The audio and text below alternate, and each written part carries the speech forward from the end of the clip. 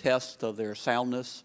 And when some of those institutions were told that they had to raise more capital after the stress test, I thought, good luck with that. But I was very surprised at how easily and quickly they did raise the additional capital.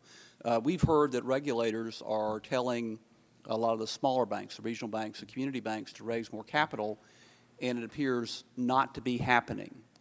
What's the difference? Are they trying? Are there questions about what's really on their books?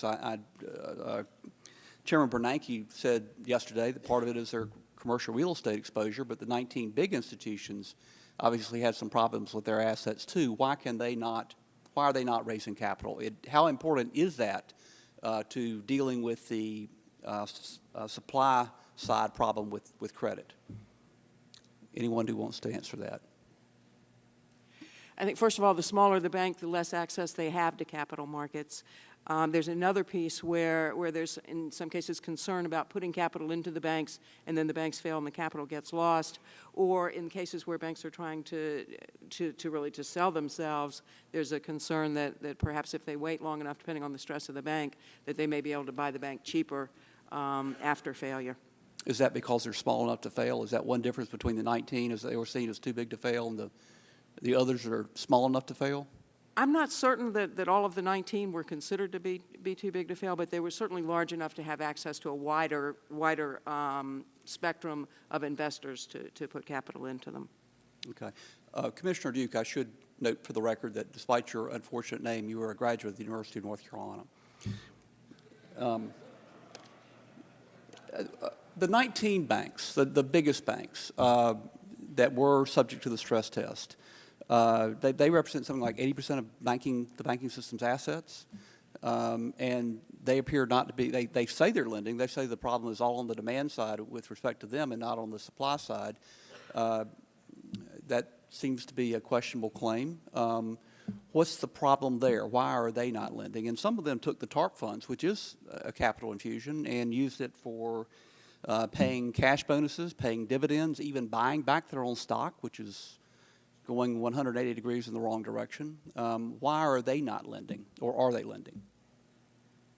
The decrease in the loans outstanding has been more pronounced in the large banks than it is in the small banks, but it's not clear with the larger banks who have larger customers how much of that is due to the fact that their customers also have access to the debt markets and have in some cases issued debt and paid down on the loans that they have with the banks.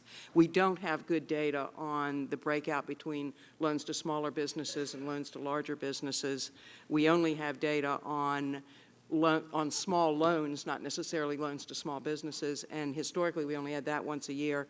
We're now putting into place a process where we'll get that information on a quarterly basis. Mr. Dugan. Yes, if I could add to that.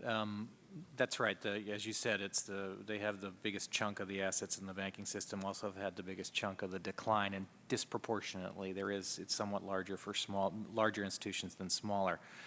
What the larger institutions tell us is what you said. Number one, that demand is significantly weakened. Number two, they have tightened their underwriting standards because they believe in this climate of recession. They want to get paid back. I want them to get paid back. What we don't tend to hear from the larger institutions, that there's a regulatory component, and just generally speaking.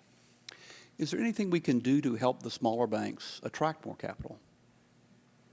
Not just the $30 billion in the Treasury's proposal, but attract private capital. I've heard from investors that there is money out there, and they don't feel the confidence to invest it in community and regional banks.